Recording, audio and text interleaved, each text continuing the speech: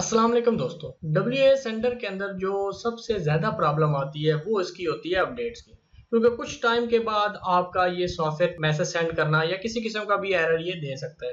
उसके लिए फिर ज़रूरी होता है कि आपके इसकी जो नई अपडेट्स है पहले तो आप उसका वेट करें, और जब वो अपडेट्स आ जाती है तो उसको आपने सॉफ्टवेयर को अपडेट करना होता है। अगर आप अपडेट नहीं करेंगे तो आपका जो करंट सॉफ्टवेयर होता है वो चलना या समझ लीजिए फंक्शन करना वो बंद हो जाता है। तो अगर हम किसी भी अपने कस्टमर को जब अपडेट सेंड करते हैं या लिंक सेंड करते हैं अपडेट्स का, तो उसने अपडेट्स करना कैसे होता है। मोस्टली तो मेरे जो कस्टमर्स हैं वो तो खुद कर लेते हैं जब उनको लिंक सेंड किया जाता है, लेकिन कुछ कस्टमर्स ऐसे होते हैं जो इतने फेमिलियर नहीं होते इन सॉफ्टवेयर वगैरह से। वो मोस्टली अपनी जो व्हाट्सएप वगैरह उसी के हद तक तो वर्किंग कर लेते हैं, लेकिन क्योंकि अपडेट्स करना थोड़ा-सा टेक्निकल होता है इसलिए उनसे होता नहीं है।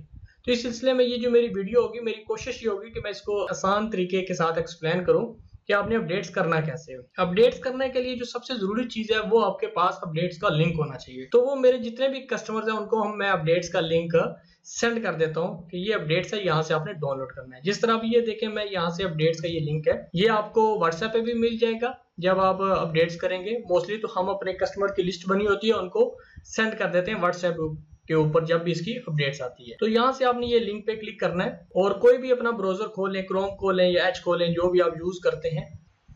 तो आपने अपने पास क्रोम ब्राउजर ओपन कर लेना है और यहाँ पे वो लिंक आपने पेस्ट कर देना है। उसके बाद जब आप एंटर प्रेस करेंगे तो यहाँ पे आपने यहाँ पे डाउनलोड के ऊपर क्लिक कर देना है। जब आप डाउनलोड पे क्लिक करेंगे तो ये यहाँ पे फाइल आपकी डाउनलोड होना स्टार्ट हो जाएगी। अब ये जो फाइल है ये आपकी डाउनलोड हो गई है। जहाँ पे भी डाउनलोड हुई है आपने इसको यहाँ से कॉपी या कट कर लीजिएगा। जहाँ पे इसको रखना है आप वहाँ पे आ जाइएगा। मैं सपोज करें इंस्टॉलर के फोल्डर के अंदर यहाँ पे इसको ये रख रहा हूँ।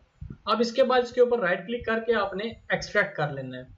एक्सट्रैक्ट ऑल कर लीजिएगा, यहाँ पे ये एक्सट्रैक्ट हो जाएगा। ये आपके पास वो फाइल आ गई है। लेकिन अगर आप इस फाइल को यहाँ से इंस्टॉल करने की कोशिश करेंगे इस फाइल को, तो वो कहेगा कि पहले से आपके पास WA सेंटर मौजूद है, आप ये इसको इंस्टॉल नहीं कर सकते।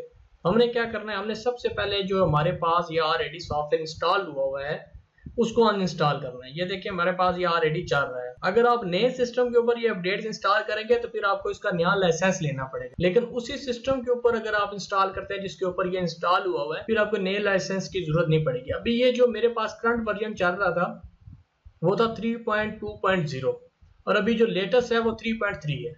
इसको मैं फिलहाल यहाँ से क्रॉस कर रहा हूँ और इसको अनइंस्टॉल करने के लिए आपने ऐड एंड रिमूव प्रोग्राम्स में जाना है। उसके लिए मैं यूज करता हूँ appwiz.cpl। विंडो प्लस आर की प्रेस करेंगे, ये आपके सामने रन की विंडो आ जाएगी। यहाँ पे लिखना है आपने appwiz.cpl। Add and remove programme में जाने के लिए शॉर्टकट है, यहाँ पे आगे और यहाँ पे आपने आके देखना है WA सेंटर को। ये WA सेंटर लिखा हुआ है, इस पे क्लिक करके यहाँ से अनइंस्टॉल कर देना है आपने। या अनइंस्टॉल हो गया, इसके बाद आप इसको बंद कर दीजिएगा। वापस उसी एप्लीकेशन में आ जाएगा जो आपने अभी एक्सट्रैक्ट की थी। इस पे डबल क्लिक करें आप और यहाँ पे ये मैसेज देगा, तो आपने इसको रन एनीवे कर देना है अगर आपके पास ये मैसेज आ रहा है। अगर ये मैसेज नहीं आ रहा तो ठीक है, इसको रन करें और यहाँ से नेक्स्ट।